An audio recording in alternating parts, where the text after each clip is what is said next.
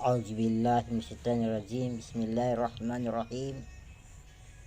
الحمد لله الواحد القهار العزيز الغفار مكور الليل على النهار تذكرة القلوب والأبصار وتبصيرة لذوي الألباب والاعتبار. وأشهد أن لا إله إلا الله البراء الكريم الرؤوف الرحيم. وأشهد أن محمدا عبده ورسوله وحبيبه وخليله الهادي إلى صراط المستقيم والداعي إلى دين القيم صلوات الله وسلامه عليه وعلى سائر النبيين وعلى كل وسائر الصالحين. أما بعد.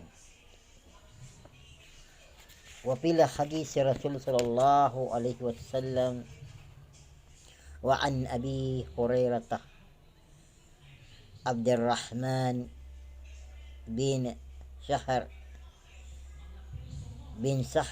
رضي الله عنه قال رسول صلى الله عليه وسلم إن الله لا ينظر إلى أجسامكم ولا إلى صوركم ولكن ينظر إلى قلوبكم. رواه Muslim. Mga kapatid sa Islam, muli po nating bigyan ng pugay at pasasalamat ang Allah subhanahu wa ta'ala na siya ang tagapaglikha sa ating lahat at siya ang tagapagbigay ng ating pangangailangan sa ibabaw ng mundong ito. Ako po ang inyong kapatid sa relihiyong Islam at ako naman ay magparating sa inyo ng kahit konting kaalaman patungkol sa relihiyong Islam. Ang ating pong topic ngayon ay paano tayo makilala ng Allah subhanahu wa ta'ala at paano ng Allah subhanahu wa ta'ala makilala ang bawat isa sa atin. Sa ating mga tao ay makikilala natin ang isa't isa sa atin kapag ang isang tao ay mayroong kabutihan na nakikita natin sa kanya. Halimbawa, ang isang tao ay may profesyong narating sa kanyang buhay at ang isang tao ay mayaman sa kanyang hanap buhay, may pera, at ang ibang tao ay mayroong nasa magandang mga pamilya. Yun ang nakikilala natin sa isang tao. Ngunit ang Allah subhanahu wa ta'ala ay hindi ganon ang pagkikilala niya sa ating lahat, especially sa atin na mga kanyang alipin na sumasamba sa kanya na tagapaglikha, ang Allah subhanahu wa ta'ala. Mga kapatid sa Islam, mayroon po tayong isang hadith na babanggitin sa araw na ito para lamang may kadagdagan tayo kaalaman sa ating buhay sa araw na ito. Sa sinabi ko kanina na paano tayo makilala ng Allah subhanahu wa ta'ala. Ang pagkilala ng Allah subhanahu wa ta'ala sa kanyang alipin bagkos ay napakaganda kung paano tayo ng Allah subhanahu wa ta'ala makikilala. Ang hadis na binanggit ko kanina sa isang riwaya ng hadis, ang sabi ni Abi Hurairah na anak ni Abdurrahman, ang sabi ni Abi Hurairah na si Abi Hurairah pala ay si Abdurrahman na anak ni Sahr na naawaan ng Allah subhanahu wa ta'ala. Sabi ng Prophet Muhammad sallallahu alaihi wasallam, inna Allaha la yanzuru ila ajsamikum wala ila suwarikum walakin yanzuru ila qulubikum. So, ganun pala. Ang Allah subhanahu wa ta'ala ay kinikilala niya ang isang tao o ang bawat kanyang alipin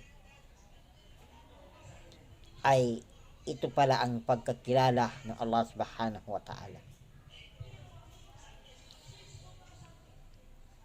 Sabi ng Prophet Muhammad sallallahu alaihi wasallam, inna Allah, ang katotohanan, ang Allah subhanahu wa ta'ala, la yanzuru ila ajsamikum, ay hindi niya tinitingnan ang pangangatawan natin.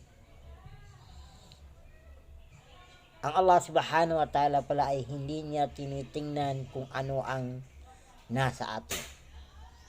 Maganda man ang pangangatawan mo, maganda ka man mandamit, o ano man ang bagay na nasa iyo. Ngunit ang Allah subhanahu wa ta'ala pala ay wala ila suwarikum, at hindi niya tinitingnan yung mga mukha natin.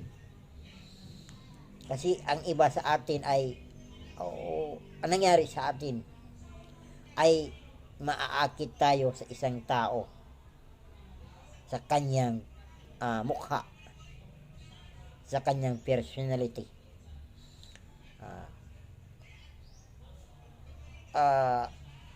Nang sa ganon, sa mga taon na ito, sa mga araw na ito, sa mga ating kapanahunan, ay parang mabibighala tayo sa mga taong mayroong kaalaman o mabuti magsalita, maganda ang pananalita, o maganda ang kanyang busis, maganda ang kanyang pangangatawan, at magsasalita siya sa ating harapan ay parang mahuhulog ang ating kalooban sa kanya. Yun ang paningin ng isang tao, o yun ang paningin natin ng mga tao. Madali tayo maakit sa ganon na mga paraan. Madali tayong madadala sa mga tao na magandang pangangatawan, magandang mukha, etc. Ngunit ang Allah subhanahu wa ta'ala ay hindi pala ganon. Hindi yun ang tinitingnan ng Allah subhanahu wa ta'ala. Ang tinitingnan pala ng Allah subhanahu wa ta'ala, yung sinabi niya sa hadis ay walakin yanzuru ila qulubikum. Ang katotohanan pala, ang tinitingnan ng Allah subhanahu wa ta'ala sa atin, ang ating mga puso. Yun, mga kapatid sa Islam.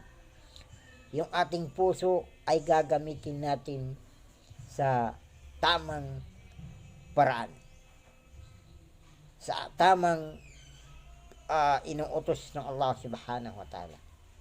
So, mga kapatid sa Islam, tayo na mga tao ang pinakamaganda na linikha ng Allah subhanahu wa ta'ala dito sa ibabaw ng mundo. Iba tayo sa ibang linikha ng Allah subhanahu wa ta'ala. Halimbawa, ang mga hayop. Ang mga hayop ay iba-iba ang kanilang paglikha ng Allah subhanahu wa ta'ala sa kanila.